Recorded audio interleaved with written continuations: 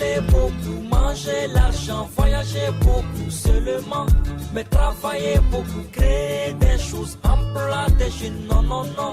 Les dirigeants africains, les dirigeants sont comme ça. Les grandes gueules. Merci de nous rejoindre sur l'Aigle des médias en Guinée, sur la télé d'une autre planète. 13 ans à vous servir sans relâche, c'est l'objectif qu'on s'est fixé ici, chez les Grandes Gueules, cette émission qui décrypte l'actualité, le talk show qui parle de vous. Merci de nous rejoindre et de nous écouter un peu partout à travers le pays, à travers la Guinée, via nos antennes régionales. À Mamou, vous nous écoutez sur Fraternité FM, bien entendu, en plus d'Espace Mamou qui entrera en action sous peu de temps, bien entendu, à Farana. C'est Bambou FM qui relaie cette émission. Merci de votre fidélité. Merci à Jacques Léo-Aleno qui a préparé cette émission et à Amadou Sow qui l'a conduit du côté de la radio. Le congrès de la Fédération guinéenne de football est prévu pour le 14 mai prochain. Il permettra de renouveler le bureau exécutif de la fédération. SICAPC, qui avait annoncé sa candidature avec beaucoup d'enthousiasme, s'est finalement rétracté. Antonio Soare, le président sortant, devra tout de même convaincre les membres statutaires face au secrétaire général de l'AS Kaloum et à un niveau un peu plus bas. Les postes de vice-président suscitent beaucoup de convoitises. Plusieurs acteurs du sport roi ont exprimé leurs intentions. Plusieurs, sauf Amadou Diaby, le vice-président suspendu puis rétabli dans ses droits après le scandale né de la débâcle du Sili national de Guinée à la CAN Égypte 2019. Amadou Diaby, qui était rentré en Guinée, est très vite reparti sur ses intentions réelles, sa position par rapport au Congrès en vue et ses projets. Il dira tout ce matin dans les Grandes Gueules, vous allez l'entendre. D'autres sujets, bien évidemment, viendront meubler cet autre numéro des Grandes Gueules. Encore une fois, merci de nous rejoindre avec toute l'équipe. Daouda Mohamed Kamara, bonjour. Bonjour Djadja, bonjour à tous. Bonjour Antoine. Bonjour Madame Sou, bonjour à tous. Djiba Milimono, bonjour. Bonjour Madame Yero, bonjour à tous. Adja Mafoudia Bangoura, bonjour. Bonjour Yero, bonjour à tous. Ça colle bien. Adja Mafoudia. Oui, ça viendra. On ne devient pas Adja comme ça. Ah oui, ça viendra. Elle est courageuse quand même. C'est quoi ton quand même là? C'est quoi ton quand même, Jacques? En dépit de tout. En dépit de quoi? Pardon, il y a de ces heures quand je la vois, j'ai pitié. Elle a choisi. En fait, elle a choisi des jours pour carburer, pour cravacher. Elle le fait. Bonjour Jacques. Bonjour madame, bonjour à tous. On va avec l'actualité, on va commencer par cette question de justice, bien évidemment. Les huissiers en colère, vous nous dites, Djiba Milimono.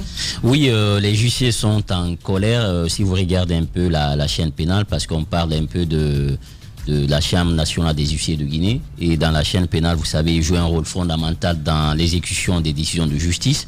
Lorsque une décision de justice est rendue en faveur d'un justiciable, donc il y a une grosse exécutoire qui est transférée à un huissier et donc qui va aussi à son tour saisir les pouvoirs publics et qui va procéder un peu à l'exécution de la décision de justice sur le terrain.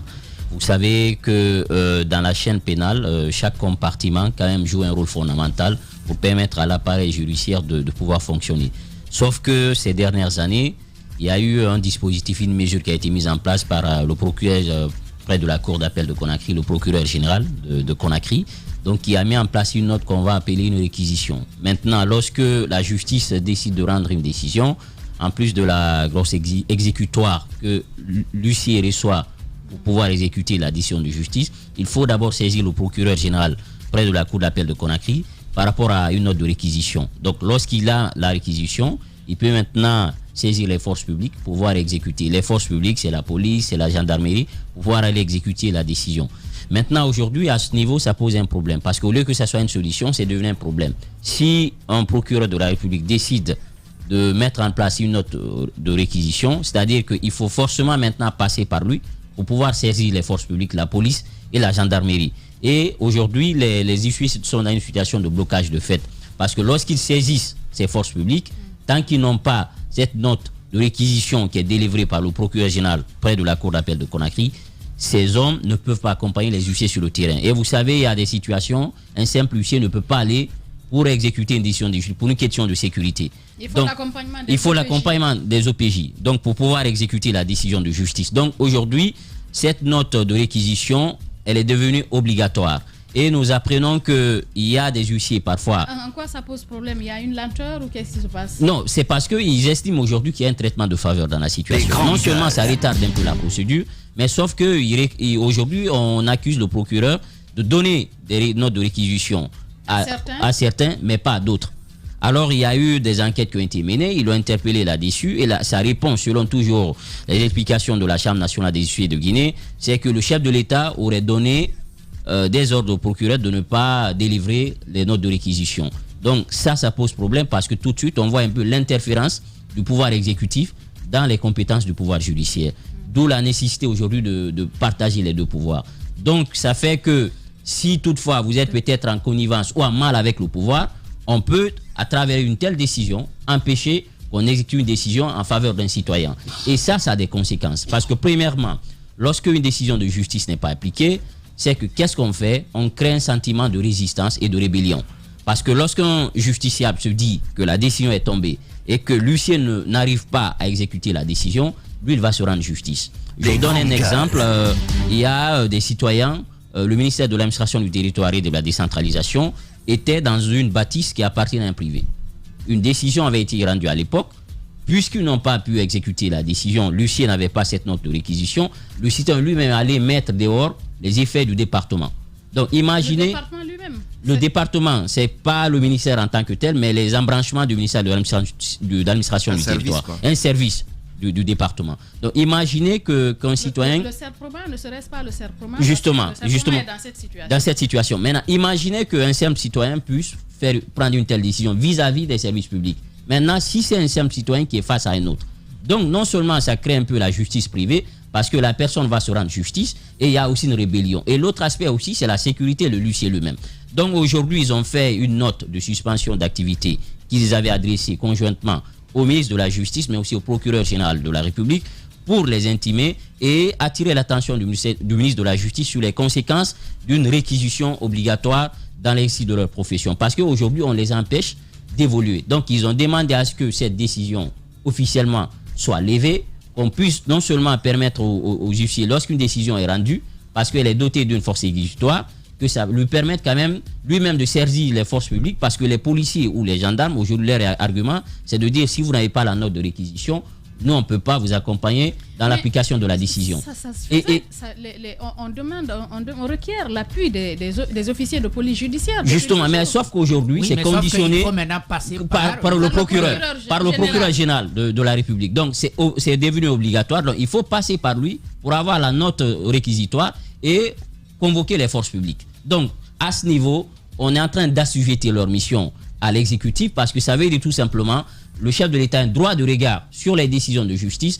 Il peut faire un traitement de faveur vis-à-vis d'un particulier ou d'une institution. Et surtout, vous savez, aujourd'hui dans un pays où tout est politisé. Si vous n'êtes pas en connivence avec le pouvoir public, ça peut les permettre, à travers une telle décision, soit de vous faire mal ou d'empêcher qu'une décision de justice soit appliquée. Donc moi, je pense qu'aujourd'hui, il faudrait qu'on sépare les institutions de la République, que le pouvoir judiciaire puisse jouer. Les institutions sont séparées. Oui, non. Chacun arrête de marcher dans les documents. Moi, je parle aujourd'hui d'une séparation de fait. Dans les documents, dans la Constitution, dans les conventions que nous avons ratifiées, on parle de la séparation nette des pouvoirs. Ça fait partie des principes démocratiques. Mais dans les faits, la réalité est tout autre. Vous savez aujourd'hui ce qui se passe entre la justice, avec les procureurs qui sont indexés à tout moment. On estime que des décisions qui sont en train de le prendre, ce sont des personnes qui sont taillables et malléables et corvéables à merci. Donc moi je pense qu'aujourd'hui il faudrait qu'ils se retrouvent ensemble parce qu'ils ont fait une note, ils ont attiré l'attention du procureur sur une chose, en acceptant que la gendarmerie, que la police, que le ministère de la Justice, que le parquet, les avocats et qu'ensuite les huissiers, la chambre des huissiers se retrouvent pour faire ensemble une réunion parce que ce sont les services quand même qui sont concernés sur toute la chaîne dans les décisions de justice, qu'ils fassent une réunion pour trouver une solution. Ce n'est pas fait, la note a été adressée, depuis lundi ils ont commencé leur mode de grève. Maintenant, ça a des conséquences parce que si on rend des décisions dans l'espace d'une semaine ou d'un mois et que ça continue, ça veut dire que les citoyens vont décider eux-mêmes de se rendre justice. Et ça, la justice privée, je pense qu'on a vu ce qui se passe en Haute-Guinée, en Guinée forestière et en Moyenne-Guinée où les citoyens eux-mêmes... Et même ici, il y a beaucoup de problèmes par rapport au conflit Domaniaux. Donc, je pense qu'aujourd'hui, il faudrait que le chef de l'État puisse, quand même, c'est vrai qu'il y a le président du Conseil supérieur de la magistrature, conformément aux dispositions légales, mais que sa mission s'arrête là. On ne peut pas quand même interférer partout et empêcher que les huissiers puissent faire leur travail. Bien, allez-y Antoine. J'aurais soutenu les huissiers dans leur action si dans le passé il n'y avait pas eu d'acte qui, à mon avis, a contribué à un peu... D'abus. L'abus non seulement, mais des actes de leur part qui ont contribué à les salir.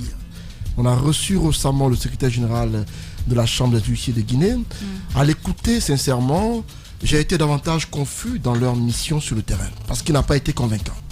Alors, si on apprend que désormais, pour appliquer une décision de justice... Mais l'huissier ne s'improvise pas sur le terrain. Non, j'ai pas... Normalement, et d'ailleurs, ce cas, donc, juste une décision de justice, voilà.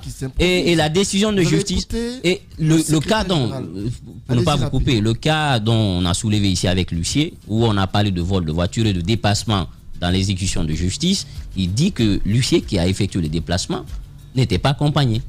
Donc, il n'y avait pas cette note de... Pardon, était accompagné. Donc, ça veut dire que pour des uns, il y a un traitement de faveur parce que lui, il a reçu quand même la réquisition. Mais d'autres ont demandé avant lui, ça n'a pas été fait. Sauf que sur le terrain, il y a eu des anomalies. Oui, des anomalies. Ça, je suis d'accord. Souvent, il y a des dépassements. Mais sauf qu'à ce niveau, ils ont accepté d'envoyer la note. Mais pour les uns, c'est impossible. Je crois que la mesure n'a pas été prise au hasard. Si on a décidé de changer la méthode, c'est qu'il y a eu des problèmes dans le passé. Il y a eu des couacs qui ont été enregistrés.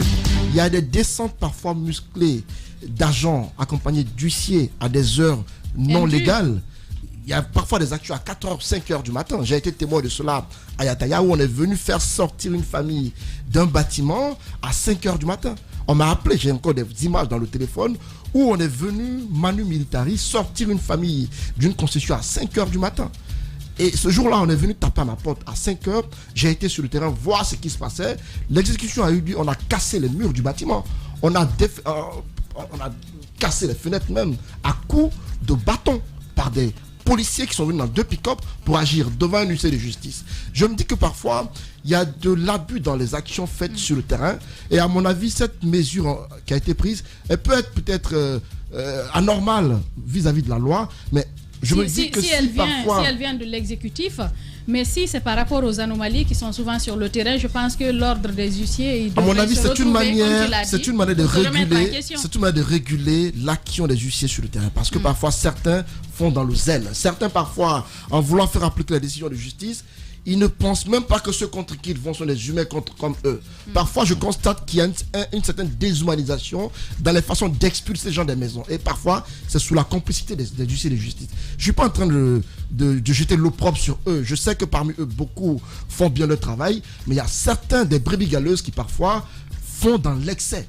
Parfois, ils agissent sans tenir compte souvent de ceux contre qui ils vont. Et pour moi, certes, on doit faire en sorte de changer la méthode en appliquant le processus habituel, mais il faudrait que nos huissiers mettent de l'eau dans leur vin lorsqu'ils vont sur le terrain, qu'ils se disent que lorsque vous voulez faire appliquer une décision de justice, faites en sorte de respecter ceux contre qui vous allez. Faites en sorte de faire appliquer les choses en toute légalité. Mais parfois, je me dis, il y a de l'abus, et cette mesure, je ne suis pas trop contre. Si les huissiers changent leur façon de faire sur le terrain, ils peuvent gréver, c'est bien normal, mais qu'ils changent eux aussi leur méthode d'agir sur le terrain. Alors moi j'ai un petit problème quand même avec la décision, parce que je pense qu'il ne faut pas chercher des problèmes en voulant, il ne faut pas créer des problèmes en voulant trouver des solutions. Ce qu'Antoine dit, c'est totalement fondé. Il y a eu des abus sur le terrain avec les huissiers. On est d'accord, il y a beaucoup de choses qui se sont passées qui ne sont pas de nature à quand même honorer le travail qu'ils sont en train de faire dans la généralité. Mais en même temps, il faut faire très attention. Parce qu'aujourd'hui, s'octroyer cette possibilité de vouloir d'abord passer par cette note pour permettre aux huissiers d'aller sur le terrain, le risque c'est quoi? Le risque c'est justement ces humeurs qui pourraient prendre le dessus dans l'octroi de ces documents. Par exemple, un huissier qui est dans ses droits, qui sera obligé de trimer, de souffrir avant d'obtenir ce document et aller faire son travail. Je pense qu'il y a déjà un process qui est là. Le seul problème, c'est qu'il y a des huissiers, comme le dit Antoine, qui se rendent coupables d'abus. Ce qu'il faut faire, c'est qu'il faut détecter ces gens. punir ceux qui sont identifiés pour donner l'exemple. Parce que je pense que le problème, c'est cela. Il ne faut pas voir qu'il y a des problèmes et trouver une solution éphémère qui ne peut que créer d'autres problèmes. Il faut simplement veiller au respect de la loi. Lorsque, par exemple, un huissier de justice doit exécuter un ordre sur le terrain, on connaît les heures, on connaît la procédure. Il faut veiller simplement sur cela au lieu d'aller vers la mise en place d'instruments qui ne feront qu'alourdir le service administratif. Et déjà, on sait qu'il y a un véritable problème de ce côté. Et donc, que chacun se remette en cause et qu'on ne crée pas, je ne sais pas, des situations qui vont davantage aller à l'encontre je ne sais pas comment dire ça, à l'encontre des procédures d'État. Je pense qu'il faut simplement veiller sur ça. C'est la seule chose à faire. Les huissiers sont sur le terrain. Les ordres sont là. Ils savent quoi faire, à quel moment et comment le faire. Qu'on respecte la procédure, c'est tout simple. C'est aussi simple que cela. C'est aussi simple que ça, Mafoudia Bangoura Daouda. Ne pensez-vous pas que l'ordre des huissiers devrait se retrouver pour se remettre en question justement par rapport à... Parce que je suppose que si cette décision a été prise, c'est parce que justement tout ne tourne pas rond sur le terrain. Oui, effectivement. Et pour arriver à une solution, il faut bien se retrouver. Mais quand on parle d'huissiers aujourd'hui, le plus souvent, on résume leurs actions au déguerpissement des gens ou, je vais dire, aux récupérations des maisons, mais au-delà, on voulait juste pour aider à la meilleure compréhension d'autres rôles qu'ils jouent. Et ce sont des gens qui signifient les actes publics ou tout autre acte, et c'est eux qui interpellent les justiciables à s'acquitter de leurs obligations, de faire, de ne pas faire, de donner, de ne pas donner, de payer, de quitter ou de rester. C'est de constater des faits susceptibles de produire des effets juridiques, des sinistrés ou tout autre fait pouvant affecter les droits de quelqu'un, ou etc. Et par ailleurs, ils sont aussi chargés d'exécuter les décisions de justice revêtues de la formule exécutoire, les grosses et ordonnances exécutoires au vu de la minute. Recouvrer les créances entre les mains des débiteurs défaillants au nom et pour le compte des créanciers ayant requis la prestation de ces services à cet effet. Il est d'ailleurs la seule autorité habilitée à accomplir cette mission. Établir et authentifier certains actes contractuels de moindre envergure, mais aussi ce sont eux qui établissent les procès-verbaux, mais aussi dans le cadre des assignations. Donc quand on parle des huissiers, ce n'est pas que un matin ils débarquent avec les gendarmes ou les policiers pour déloger des gens. Ce n'est pas que pour la casse. Aujourd'hui, leur action de débrayage, il faut le rappeler. Et il y a eu certes peut-être des rencontres, parce que je me rappelle...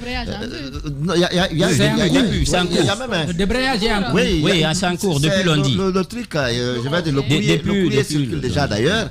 Et il faut le dire. Aujourd'hui, il faut se rappeler. Moi, je me rappelle encore, j'ai échangé une fois avec un des responsables des huissiers. Et ils ont tenu ici à Conakry un atelier pour problématiser leur action sur le terrain et voir qu'est-ce qu'il faut changer, qu'est-ce qu'il faut améliorer, qu'est-ce qui ne va pas, qu'est-ce qui va ou autre. C'est ce qui les a conduit d'ailleurs à la mise en place du bureau actuel, du bureau qui fonctionne actuellement. Donc ça leur a permis de savoir à quel niveau se trouve leur relation avec les autres autorités judiciaires, mais aussi avec la population. Parce qu'ils sont le plus souvent pointés du doigt d'être responsables du malheur des citoyens dans les quartiers. Mais au-delà, est-ce qu'ils ont réussi aujourd'hui à savoir ce que nous faisons, la manière dont nous faisons ce que nous devons faire, bien que c'est notre mission, mais est-ce que nous le faisons avec la meilleure façon? Ça, ce sont des questions qu'il faut aujourd'hui que les huissiers se posent. Et de l'autre côté, aller aujourd'hui en débrayage, il faut le dire, ça pourrait avoir beaucoup d'impact sur l'appareil judiciaire. Parce qu'on ne peut pas aujourd'hui assigner sans que les huissiers ne soient là. Et pour assigner, c'est les huissiers qui le font. Mais lorsqu'ils sont en débrayage, ça veut dire que d'un côté, l'appareil judiciaire va momentanément s'arrêter, va s'arrêter un peu par rapport à leur rapport. Mais aujourd'hui, il faut aussi dire la vérité. Lorsqu'on ramène au procureur de délivrer les documents qui les autorisent à aller, c'est aussi partie du constat de leurs actions sur le terrain. Ce n'est pas que dans le domaine des logements, mais il y a beaucoup de plaintes parfois quand quelqu'un vous doit, vous commettez un huissier à la tâche. On sait parfois il y a des abus. Et parfois, les huissiers se rendent responsables parfois de certains comportements qui peut-être peuvent arranger le créancier ou de l'autre côté ne peut pas arranger le créditeur. Donc il y a tous ces problèmes aujourd'hui qui peuvent se poser, mais il faut bien qu'ils se remettent en question.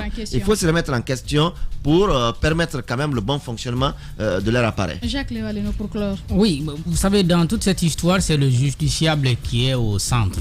Et à la décharge de la Chambre nationale des huissiers de Guinée, parce que moi j'ai bien compris les explications de Silla la dernière fois, il a voulu dire que si vous voyez un huissier sur le terrain avec les officiers pour exécuter un ordre, c'est parce que OPJ. avec les OPJ bien sûr, pour exécuter une décision de justice, c'est parce que la démarche préalable n'a pas été respectée. C'est-à-dire que quand une décision est rendue, par exemple, on demande à un citoyen de libérer un domaine, on envoie d'abord un document, donc on le lui signifie. Maintenant, si le citoyen ne quitte pas, et bien entendu, la seule possibilité pour exécuter une décision, il faut faire partir la personne. Je ne dis pas que dans tous les cas c'est ça, mais c'est ce qu'il a voulu nous faire comprendre. Et je pense que dans bien des cas, on se rend compte, c'est avec les citoyens qui n'ont pas suffisamment de moyens et qui n'ont pas assez d'autorité qu'on peut bien se plaindre. Mais ramener la décision ou l'ensemble de ces décisions au niveau du procureur, c'est comme si c'est la manière que nous condamnons. Non, mais la manière... Voilà, quand on dit faire partir un citoyen, ce n'est pas un animal qu'on chasse d'une maison. C'est un humain comme soi. J'essaie de Parfois, reprendre... il y a des citoyens qui sont en train de dormir en plein sommeil. Antoine, le bulldozer se met en action. On vous dit... Sans oublier aussi qu'il y a des citoyens têtus. Oui, mais c'est surtout, c'est là que je veux en venir. C'est là que je veux en venir. Autant on peut condamner les actions des huissiers. Il y a des citoyens des gens en plein sommeil qu'on déguerpit par le biais d'un bulldozer. Tu es en train de t'appuyer. Vous appuyez ça? Attendez, tu es en train de t'appuyer sur des citoyens lambda, en tout cas qui sont dans le quartier et qui sont... Pas tout le temps. Non. Ce dont je parle, ce dont j'ai été témoin, je vais terminer là. C'est une dame et ses enfants. Il n'y a pas de problème. De toutes les façons, ce sont des citoyens du quartier. Là, j'ai assisté à la scène. Est-ce que tu as subi... On ne me l'a pas raconté. Est-ce qu'on t'a jamais raconté une situation dans laquelle la justice a rendu une décision et puis la personne refuse?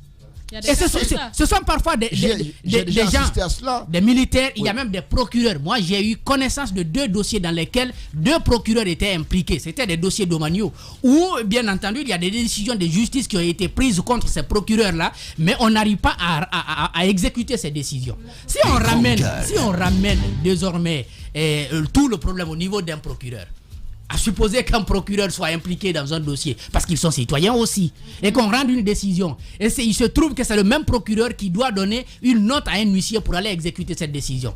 La note sera prise. Je pense qu'à un moment donné, il faut mettre le justiciable au centre de cette histoire et dire qu'il ne faut pas diminuer les responsabilités ou les rôles qui sont reconnus aux huissiers. À supposer par exemple que désormais l'huissier, parce que c'est cela, c'est comme si on disait à un huissier, vous n'avez plus l'autorisation de saisir un OPJ. Donc désormais, je ne vois plus la responsabilité d'un huissier.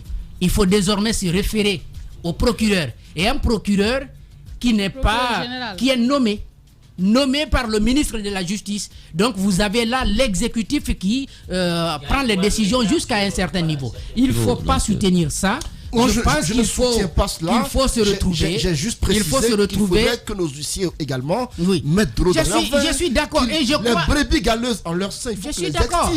Certains parfois font dans l'excès. C'est de cela que j'ai parlé. Je crois que la Chambre J'ai dit reconnaît... que la mesure est tombée parce qu'il y avait des excès de par le passé. Non, je ne pas forcément. Le procureur ne donne même pas de raison. Moi, je pense pas forcément. Il n'y a même pas de raison qu'il soit avancé. Je ne suis pas pour que le procureur soit la condition pour faire exécuter une décision de justice. Je suis pour que les juges eux-mêmes fassent cette application-là, mais il faudrait que leur sein, mais c'est pourquoi se retrouvent. J'apprends qu'il y a une assemblée générale. Mais c'est pourquoi la Chambre a dit, la Chambre a proposé au parquet, aux avocats, à tout l'appareil judiciaire de se retrouver pour discuter de la situation, ça, pour trouver des mesures. C'est bon, je suis d'accord avec.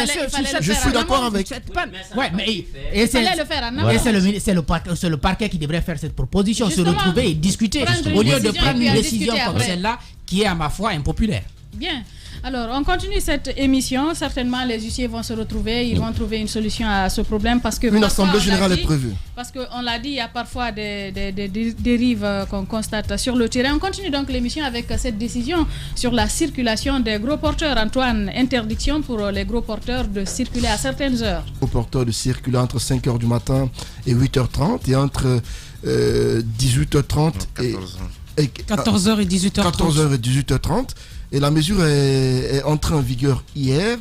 Et voilà, moi lorsque je l'ai vu... Les conducteurs ne comprennent pas.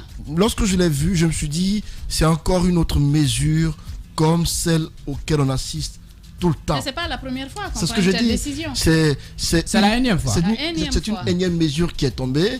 Et on nous apprend que les gros porteurs en provenance du port, ceux en provenance des villes et autres, ne sont pas autorisés à circuler aux heures indiquées.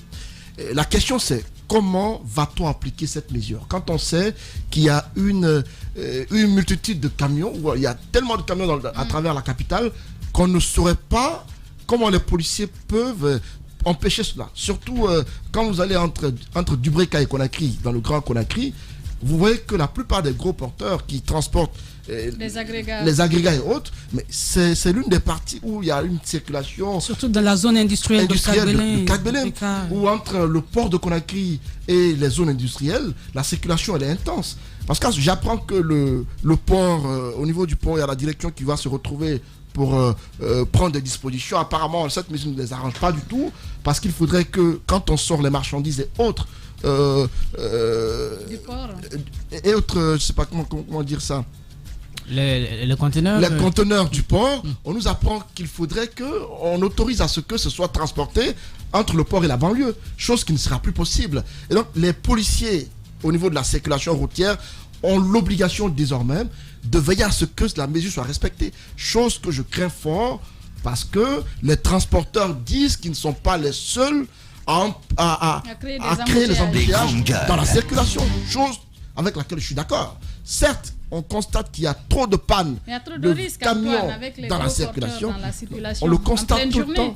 Les camions qui sont en panne en pleine circulation, il n'y a pas de triangle. Il y en a un qui a pris feu à cause justement, il y a trop de problèmes. Mais est-ce que la solution, c'est l'interdiction immédiate à certaines heures? À mon avis, il faudrait que la mesure soit bien réfléchie. Il faut qu'il y ait une rencontre entre transporteurs et ministère de la Sécurité pour trouver une solution. Parce que si la décision est prise de façon unilatérale, je crains fort qu'elle ne soit pas respectée sur le terrain. Parce qu'il y a trop de camions et on ne pourra pas empêcher à ces camions de circuler. Il faut une réunion pour que la mesure soit concertée. N'aurais-tu pas un camion par hasard? Non, je n'en ai pas. Il a un camion à bouquet. Pas du tout. Alors moi, il faut que la mesure soit bien réfléchie. Moi, j'ai un problème avec cette décision parce qu'elle n'est pas concertée. Moi, j'ai écouté le président de l'association des transporteurs de Guinée qui disait qu'on n'a pas été impliqué dans cette prise de décision.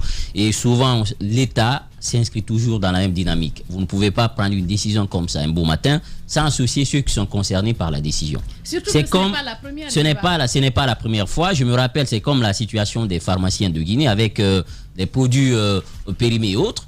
Souvent, il y a l'association des consommateurs et autres. Il faut les associer dans les prises de décision pour que la décision ne soit pas en fait marquée par des actes de sédition ou de rébellion autour. Maintenant, la décision a été prise parce qu'on estime que, selon le plaidoyer du président de l'association des transporteurs, il voulait peut-être que ça soit vers de 8h ou de 10h jusqu'à 15h30. Et après, à partir de 20h jusqu'à minuit. Et vous savez, à 0h déjà, à 23h, on vous dit tout de suite, bon, il y a le couvre-feu, on ne peut pas circuler. Donc, ça les impacte aussi dans leur activité. N'oubliez pas que Conakry, dans les zones industrielles, avec la circulation, la question de la sécurité se pose avec acuité. Est-ce qu'il ne faut pas revoir tout cet aspect-là pour les permettre de pouvoir circuler tout en n'ayant pas des impacts aussi sur les citoyens? Parce que nous sommes en mois de Ramadan et vous savez souvent, de mémoire d'homme, quand il y a le Ramadan en Guinée, on a l'impression qu'il y a beaucoup plus d'embouteillages. Pour une telle décision, il faut d'abord tomber dans le structurel. Parce que On est dans une gestion circonstancielle des choses. Les grandes gueules. Tant qu'on continuera à gérer de façon factuelle les choses en Guinée, on ne peut pas sortir de l'auberge. Il faut d'abord, pour résoudre la question des embouteillages, il y a la mentalité des citoyens, l'incivisme dans la circulation. Il y a aussi les routes. Parce que qui dit embouteillage parle de problème de route. Si on n'a pas de bonne route à Conakry, on va continuer avec les embouteillages. Et pour désengorger aussi les carrefours, il faut des échangeurs.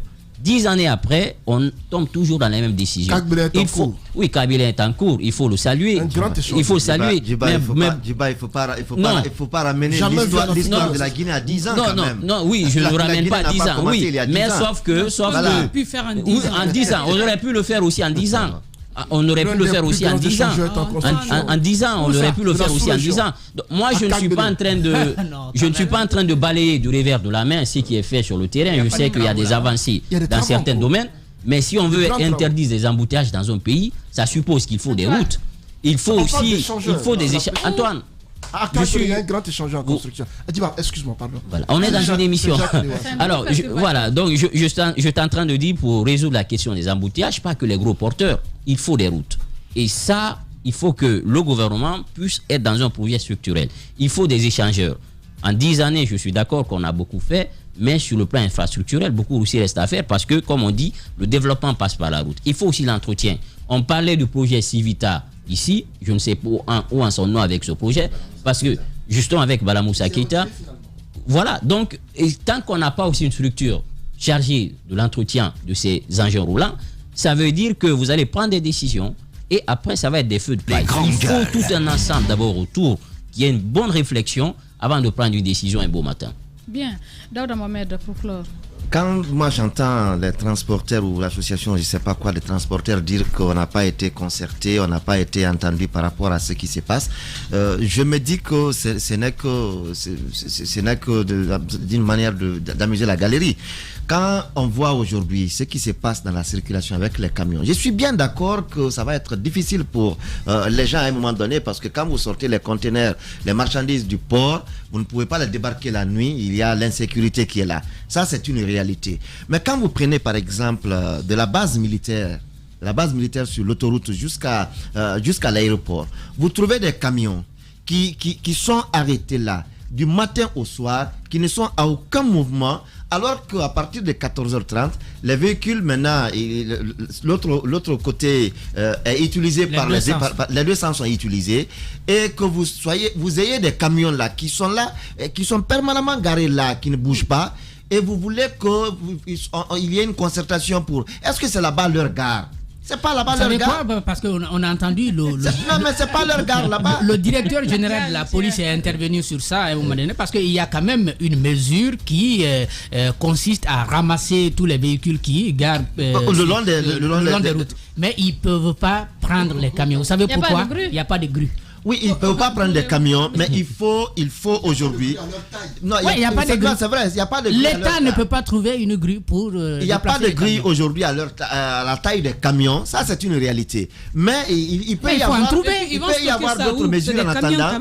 Il faut y avoir d'autres mesures dissuasives de tout cela. Les gens ne peuvent pas venir garer des camions pendant des jours, ils ne bougent pas, ils sont là, et qu'on dise que l'État ne doit pas nous dire ne doit pas nous interdire la circulation dans la journée. Ça, c'est lorsqu'on laisse des sociétés de transport se créer, mais qui ne disposent pas d'espace. Alors ça c'est un problème. Ça c'est un problème. Allez au port aujourd'hui. Il y a tout un travail à faire. Allez au port aujourd'hui. Allez au port, à commencer par EDG, à commencer par Tombo, jusqu'au port. Et de l'autre côté, en passant par la sûreté, de l'autre côté, au ministère de la Jeunesse, jusqu'au port encore, vous avez des camions qui sont là, qui n'attendent que leur ticket. Pendant qu'ils sont à l'attente de leur ticket, les pneus sont dégonflés. Ils ont une panne. Oui. Dès que les tickets, ils rentrent en position du ticket, ils ne peuvent plus continuer. Ils sont en panne. Ils sont garés là. Et on veut qu'il y ait une concertation. Justement, à ce niveau, lorsque vous devez venir pour des choses comme ça, il ne faut pas qu'on continue à dire non. Permettez-moi, c'est une concertation. Vous-même, vous l'avez dit. C'est la énième décision qui est prise. Vous voulez me dire que toutes les décisions antérieures, il n'y a jamais eu de concertation? Vous savez pourquoi? Parce qu'il n'y a pas un travail de fond. Non, il n'y a pas un travail de fond. Pour que ça prospère, il faut décongestionner Kaloum. Posez-vous la question de savoir pourquoi tout le monde part à Kaloum le matin. Qu'est-ce qu'on a fait sur ces années pour décongestionner Kaloum? Il faut décentraliser les choses parce que la concentration, ça tue le pouvoir. La concentration tue le pouvoir. Il faut décongestionner Kaloum, permettre à ceux qui partent que certains puissent travailler par là et que c'est le pétrole. Puisque vous parlez de EDG, c'est un danger que ça soit. Si vous me permettez, Djiba, c'est un fait qu'il n'y a pas d'espace là. Lorsqu'on sait qu'il n'y a pas d'espace là, pourquoi tout le monde veut toujours être là au même moment? Parce qu'il n'y a que ça. C'est ce que je dis. Non, il peut y avoir. Il y en a qui viennent, ils ne sont pas programmés. Mais ils viennent, ils garent là pour attendre. C'est un problème d'organisation. Non, ils viennent, ils garent là. Est-ce que ça, c'est un problème d'espace? Lorsque vous savez que vous n'avez pas assez d'espace pour garer, vous ne pouvez pas quand même venir vous accumuler là pour dire que c'est parce qu'il n'y a pas d'espace. On peut rester à un niveau avant de venir. Ça, c'est une réalité. Il ne faut pas qu'on continue à dire non, il n'y a pas eu de concertation ici. Il y a eu plusieurs concertations sur plusieurs décisions, mais qui n'ont pas été... Ça ne marche pas. En fait, même s'il y avait concertation. Parce qu'il n'y a pas... Il n'y a pas de mesures dissuasives, de fermeté dans l'application de ces... Alors moi je pense qu'au-delà, il faut bien qu'il y ait de la fermeté. Il faut de la fermeté. Lorsqu'on dit que les véhicules ne doivent pas, les camions ne doivent pas circuler de 8h à telle heure, tout camion qu'on surprend dans la circulation, il faut le frapper d'une amende. Je vais juste dire une amende pas ordinaire qui puisse l'amener à se soumettre. Non, mais c'est vrai parce qu'il y a des amendes. Il y a des amendes de 100 000, 200 000. Mais lorsque vous le frappez par exemple d'une amende d'1 million, 2 millions et qu'il garde pendant des jours pour chercher 2 millions, 3 millions avant de venir payer. Juste une phrase. Il y a un homme qui disait, vous ne pouvez pas continuer à faire la même chose et s'attendre à un résultat différent. Vous ne pouvez pas continuer. C'est intelligent de faire des erreurs, mais c'est inintelligent de continuer dans la même erreur. Vous ne pouvez pas continuer à avoir des gens stationnés à Kaloum. Après, vous dites non, il faut les interdire de circuler. C'est pas ça la solution. Il faut des routes. Il faut délocaliser les choses. Il faut les délocaliser. Je pense qu'au-delà de ces mesures, de ces concertations, ce qu'il faut faire, c'est être réaliste. Aujourd'hui, la Guinée ne dispose pas d'espace, de route. Parce qu'aujourd'hui, même si on veut enlever ces camions de Conakry, à l'intérieur, est-ce qu'on permet à ces sociétés de transport d'avoir des espaces camions? En fait, il y a un désordre total qui nous met dans cette situation. Après, c'est pour prendre des mesures qui ne peuvent pas être réalistes parce que la réalité est tout autre. Vous demandez, la dernière fois, j'étais dans la circulation, je voulais rentrer de l'autre côté, j'avais pas vu la main du, je sais pas comment on les appelle, des apprentis, parce qu'ils n'avaient pas de feu, le clignotant manuel. C'est le clignotant manuel. Voilà, c'est manuel, c'est dangereux. Tu continues, c'est un gros camion, toi tu ne vois même pas, parce que c'est un peu plus haut.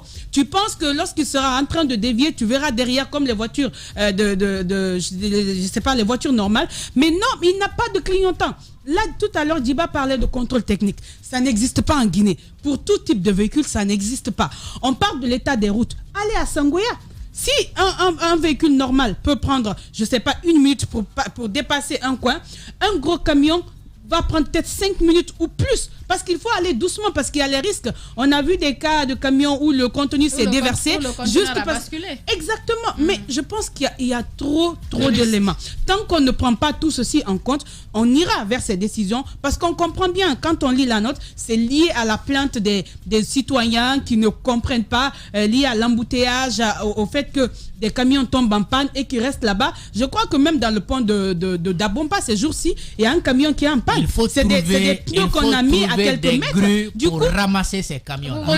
Et en plus, faisons bon usage du peu qu'on a. Pourquoi on ne ramasse pas pour les camions? Il faut trouver... Même si on a tout le continent, si on est habitué à l'indiscipline, même si on a tout le continent, on va faire encore... Il faut trouver des grues. Il faut trouver des grues.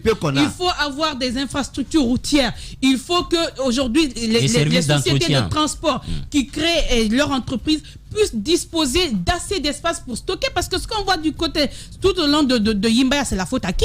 Quand même, cette société, si elle est identifiée, doit pouvoir avoir un endroit où maintenir ses camions. Pourquoi ces camions se retrouvent le long de la route et que nos agents n'aient pas de moyens de grue, comme le dit Jacques Delay? En fait, il y a beaucoup beaucoup de choses. L'État devrait avoir une chaîne. Je ne sais pas si c'est le gouvernorat de la ville. On devrait avoir une grue quand même. Non, le ministère de la Sécurité. On peut en avoir grue. Moi, mon inquiétude, c'est que si on a grue, on les prend. On va les mettre où? On n'a pas les mettre où? On trouvera toujours un endroit. Il y a Kagbele, il y a tellement d'espace. Alors, au lieu de cela, lorsqu'on agrée des sociétés de transport ou bien d'autres, qu'on leur permette en même temps qu'on contrôle. C'est comme les sociétés aujourd'hui. Il y a des sociétés qui ont construit au bord de la route. Les travailleurs ont beaucoup de véhicules, mais ils n'ont pas où garer. Parce que, en fait, c'est tout un travail à faire en amont. On ne veille pas et puis à la dernière minute, on prend des mesures. Ça ne va pas se réaliser. C'est pas possible. La vérité, c'est qu'il n'y a pas d'espace où stationner. C'est l'un des gros casse-têtes. Je constate qu'à Kaloum, après le déguerpissement des citoyens aux abords des routes, Madame la mairesse a fait des parkings à l'aide d'alettes ou de, je sais pas, de, comment ils appellent ça? De pavés. De pavés. On a vu que désormais, les petits véhicules peuvent garer. Sauf qu'on a exigé à un moment donné que la plupart des personnes qui construisent les immeubles fassent des parkings souterrains. À part la Bissigui, qui a fait un parking souterrain, il y a peu d'immeubles à Kaloum où il y a des parkings souterrains, ou peut-être quelques hôtels de ce côté qui en ont fait. La plupart des immeubles construits à Kaloum n'ont pas de parking souterrain. Ça fait que lorsque vous y arrivez, vous n'avez pas là où garer. Souvent, ceux-là qui vous aident à garer ne savent pas les espaces qu'ils occupent, si la police peut emporter votre véhicule ou pas. J'en ai été victime. On a emporté ma voiture avec la complicité d'un jeune qui m'a aidé à garer malheureusement. Donc je me dis qu'il y a possibilité de trouver une solution si bien sûr nous créons des espaces. Et ces espaces-là peuvent être créés s'il y a des routes. Mais il n'y a pas de route à Conakry. On m'apprend que les véhicules qui transportent le carburant, les citernes ne sont pas concernés par la mesure. On apprend que ces citernes, ils ne sont pas concernés par la mesure. Ils peuvent circuler à toute heure. C'est ce que la police m'apprend. C'est-à-dire qu'il faut approvisionner les stations en carburant. carburant. Et de l'autre côté, une autorité policière me confie que c'est difficile d'appliquer la mesure parce qu'il y a des camions qui appartiennent à des autorités de ce pays. Et lorsque vous les arrêtez dans la circulation, elles peuvent vous appeler pour vous dire de laisser passer le camion. Et donc, ce qui fait qu'il y a du 2 poids 2 mesures dans l'application de cette mesure. Il n'est pas évident qu'on l'applique. Et c'est une autorité policière qui me confie cela pour dire qu'il y a vraiment des soucis liés à l'application des mesures sur le terrain. C'est pourquoi la solution, elle n'est pas sorcière. C'est la construction des routes. Il nous faut des routes. Ce ne sont pas des... Non, mais en attendant, on fait quoi? On laisse tomber? Non, on est en train de mettre du béton là. On met du béton. Où ça? Sur la plupart, non. Sur la plupart de nos routes, ce sont les bétons qu'on met. Il nous faut des routes. Nous ne voyons rien là. C'est du maquillage. Après le déguerpissement qui a été fait, on a dégagé des espaces que nous connaissons. Aujourd'hui, faites le constat. Matoto, il n'y a aucun plan. Voyez, entre la tannerie et puis, espace, on a dégagé un espace pour que la route peut-être soit agrandie, mais ce sont des agrégats. Fais attention. C'est un autre débat. C'est énervant. On parle de la même chose. Allez, calme-toi. Il n'y a pas de changement. Faut pas tout casser dans le studio. À Kaloum, on a occupé les espaces dégagés. Les autres communes, on ne sait pas ce qu'elles attendent. Les maires n'ont aucune solution. Le constat que je fais, c'est quoi? C'est que les mairies, là c'est un autre sujet que je vais soulever, les mairies, non, c'est brièvement, les mairies, la plupart des maires ont été élus à ces différentes fonctions sans aucun plan véritable. Dans la plupart des communes, on constate que les maires ne sont pas autonomes, comme cela devait être. Les maires n'ont pas de projet véritable. La plupart ne communiquent pas sur ce qu'ils font et on constate que c'est un pilotage comme à Sékou Touré a en vue. Aucun d'eux n'a un plan véritable. Donc du haut sommet jusqu'au bas niveau, c'est la même réalité. Personne n'a été élu avec un projet concret pour changer ce pays. Et ça fait que c'est un désordre dans lequel nous vivons. Aucun n'a été élu pour nous sortir de cette précarité, de cette pagaille dans laquelle on est tout le temps. Attention à ne pas casser l'ordinateur. C'est énervant finalement. Voilà, à venir dans la deuxième partie, on parlera aviculture, bien entendu, avec le président de la République qui nous fait de nouvelles promesses. Bienvenue, c'est maintenant que vous nous rejoignez. Les grandes gueules sur Espace, c'est la représentativité de la diversité de la société guinéenne. Ils n'ont jamais peur de défendre leurs idées. Entre débats animés, accrochages et éclats de rire, 2 heures de talk show pour parler, décrypter et débattre de l'actualité et des véritables préoccupations des Guinéens. De 9h à 11h sur Radio Espace et en simultané sur Espace TV.